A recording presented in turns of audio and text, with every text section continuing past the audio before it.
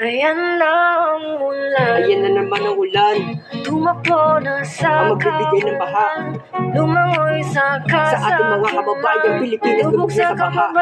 Nasaan ang solusyon? Ayan na naman ang ulan. Ano na ba? Nasaan ang solusyon? Lubog na sa kahirapan mga kababayan, wala makitang solusyon. Lahat ng buhayan nanunungkulan, bakit hindi pa rin maigulong? Lahat tayo mga Pinoy, pinapaikot ng mga kapwa-Pinoy. Tayo ang nasa lilayan, pag bumaha parang tayo na sa umunoy. Tayo sinisilaban, mga kurap, mga impyanong apoy. Madaling sabihin na kumalma, pero tayo ay magkakaiba. Hindi nyo kasi dama ang kahirapan, kaya dinadaan nyo sa ayuda. Ano na ba? Bakit ganito ang nangyayari sa ating mundo? Puro na lang kasakay mang ginagawa ng mga nanunungkulan na to. Puro na lang katanungan, walang kasagutan. Bakit di nyo maabot? Dahil ng tao ang kahirapan, bakit di nyo magawang malusot? Puro pangako na nakapako, bakit di nyo magawa na mabunot? Pero sariling pera ng taong bayan, kaya nila na madukot. Hanggang kailan magiging ganito ang Pilipinas? Nakakalito, wala nang bago sa nangyayari. Pilipinas ano?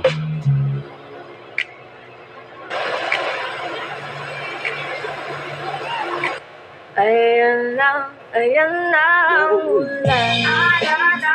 Tumakbo na sa kawalan, lumangoy sa kasakiman, lubog sa kababayaan.